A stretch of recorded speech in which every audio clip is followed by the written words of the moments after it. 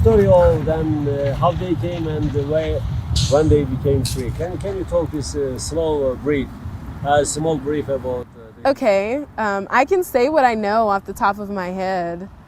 A lot of, in terms of my family, a lot of slaves were brought from the western coast of Africa, and they were brought here in these ships, and they had to endure these grueling conditions. There was no food, there was barely any food, there was barely any water, and it was entire families. It was entire families put into these cramped spaces, these cramped spaces. Actually, if you go to, you can go online or to different museums and you see how small these spaces were. You couldn't lift up your arms, you couldn't move your legs, everyone was chained together by their feet. There were diseases. If someone got sick and it seemed like they wouldn't be able to be used in the slave trade, then they were thrown overboard. Children, wives, husbands, they were separated and they were killed. And I am here today because someone survived that. And it's difficult for me to believe and understand. And I think that I take a lot of the things that I have today for granted. But someone went through that for me to be here today.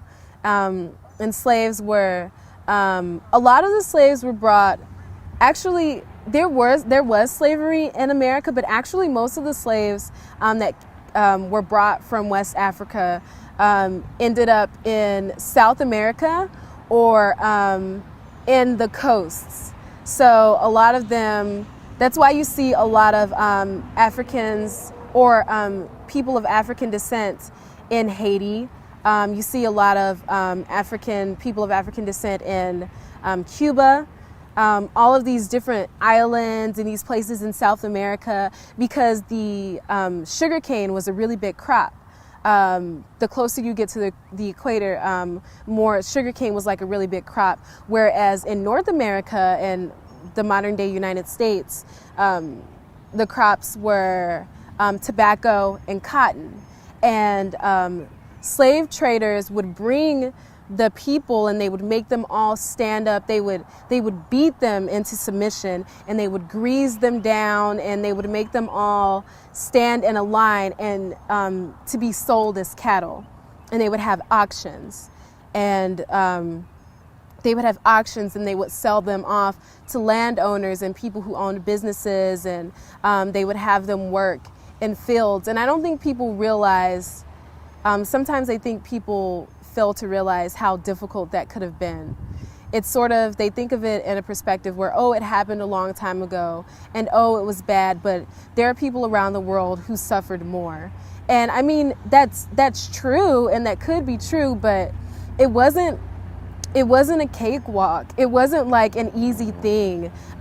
Women who were pregnant, they had their children alone, and the next day they had to go out and work again. They weren't given a chance to rest. I mean, think of how much pain they were in. A lot of people died from malnutrition. A lot of people were forced to work until the skin was taken from their bodies and their bones were weak. And families were separated, and that actually contributes to the dynamic of the African American community today. You see a lot of single mothers. You see a lot of families that are separated. They're not together. Well, it started during that time. I mean, imagine the people, imagine the tribes and the families that were torn apart in Africa and then brought here and torn apart again. It was a strategic measure actually by slave owners. It was a strategic measure to separate them so that they can lose their strength. When you don't have your family with you, you feel hopeless. So they couldn't organize. They couldn't free themselves if they were around people who spoke different languages than them. Women couldn't raise strong sons if there was no father in the household. So it created a weakness in the foundation of Black families in America.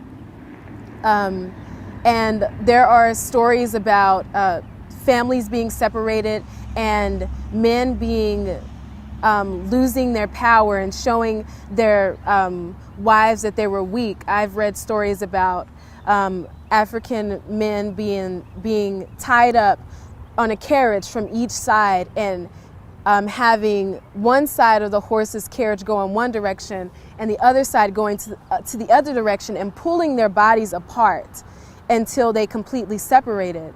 And I mean, imagine what that's like for a wife to see her husband go through that. She loses her trust. It's hard for her to trust, and maybe she feels some resentment towards him about, you know, why aren't you protecting me? Why isn't this happening? And she might become bitter. And I think that plays a part. It definitely plays a part in the social dynamic of what it's like to be in the Black community. I think a lot of African American women feel like they have to be very strong for their families, which it took part in my family. I mean, my mother left my father and moved to Dallas. She didn't think twice. She felt like, this is what I have to do for my family. You know, you're not there for me. This is what I have to do. That's been happening in the Black community for years, and it started in slavery. Oh, well, people think that slavery, you know, people think that slavery ended with the emancipation, and it ended in America, and all slaves were freed at once and things just changed. But a lot of slaves actually, when they were freed, they just went back to slavery because they didn't have anything. I mean, what were they supposed to do? They didn't have any food. They didn't have any homes. So they actually stayed in slavery because it's all that they knew.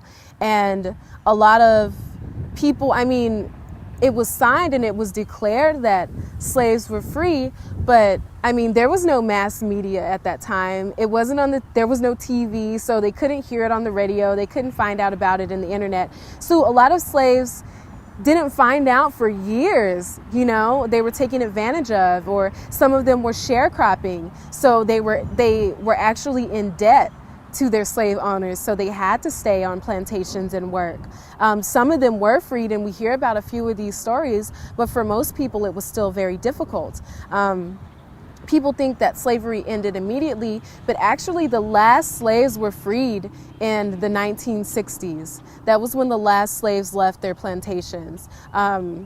Maybe they were told to stay there. Maybe they felt like they couldn't leave. Maybe they didn't know. I mean, some areas of the Deep South, if you go to the Deep South of the United States, there are a lot of people who don't have cars. They don't have internet. Like it's totally different. It's much different. It seems like you're kind of, you know, time traveling to the past.